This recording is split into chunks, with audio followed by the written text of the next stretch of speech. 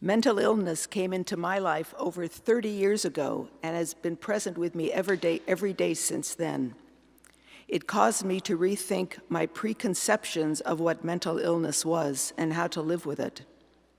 While I am not here to talk today about my mentally ill family member, I want to share with you what this journey has been like for me.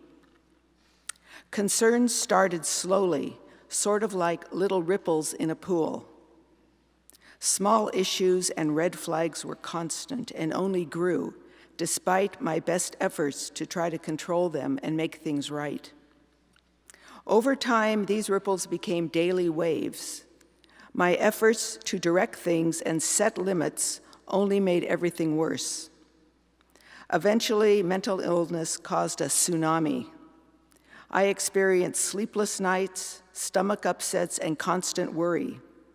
I would try to bolster myself up, resolve to make things better, only to be taken down by daily life.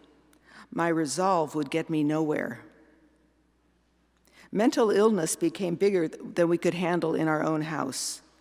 We realized we needed help and started reaching out. Over the years, we received many services. However, there was no doubt that mental illness was here to stay. At the same time, I was relieved that I could put a name on it and accept that the problem was bigger than we could manage. And where was the church during these years? I remember sitting in the pew knowing that I would have 1 hour of calm and rest. I remember closing my eyes and letting the beautiful music wash over me and sink into my being. I remember sharing the reality of mental illness with a few precious church members. I came away refreshed. I held this one sacred hour during the entire week, seeing it as a beacon of light that would be there the following Sunday. Then I was ready, although not always willing, to step back into the coming week. And where is mental illness now in my family? It definitely is still there. I interact daily with mental illness, but there has come acceptance, release of responsibility, and peace. I cannot make this better, but I can look beyond the mental illness once again to see the beauty of life in whatever fashion we experience it in ourselves and in our loved ones. The tsunami has gone and the waters have calmed. Since becoming the parish nurse here, I have had the privilege of attending 2 UCC Widening the Welcome conferences. These gatherings have been a sign of the movement in our UCC to address concerns and issues around mental health and physical disabilities. The theme of the last conference was from Isaiah 60, verse 11.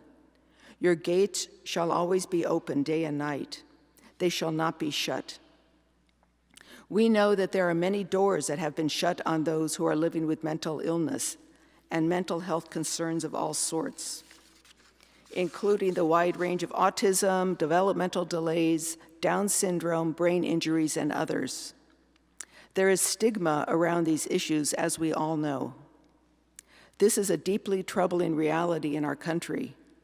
And it is a reality that many of us have experienced, even in the church. Having doors, even opportunities for the ministries and programs of the church shut on persons who are seeking to live life faithfully is an affront to the gospel message of welcome and inclusion. Out of these conferences, there emerged a renewed sense of the need to address mental health issues at the national UCC level. The Mental Health Network was revived, and I am grateful to be a member of this group, which includes both clergy and lay people from around the country. The mission of the Mental Health Network is to work to reduce stigma and to promote the inclusion of people with mental illnesses and brain disorders and their families in the life, leadership, and work of congregations.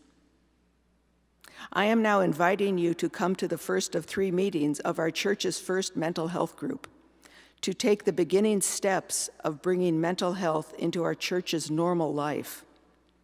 We will be gathering 3 times to review a wonderful book, A Pelican of the Wilderness, Depression, Psalms, Ministry, and Movies by Robert Griggs. This is a memoir of one person's journey with severe depression. I read it over 2 nights and found it engaging, and I felt I was right beside the author on his journey. We will be discussing this book on 3 Sunday mornings, June 12th, 19th, and 26th.